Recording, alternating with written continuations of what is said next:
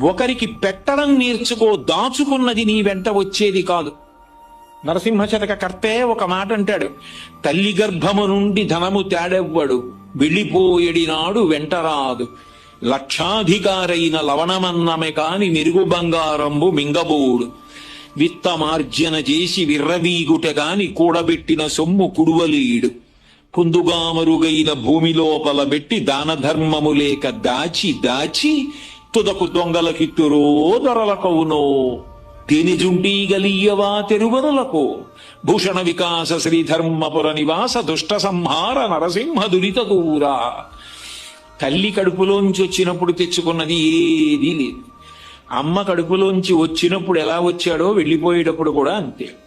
ఒంటి మీద ఆఖరణ కప్పినటువంటి నూలు బట్ట కూడా లాగేస్తాడు. లాగేసి తీసుకెళ్లి కట్టెల మీద పడుకోబెట్టి వెలిగించేస్తాడు. ఒంట్లో ఉన్న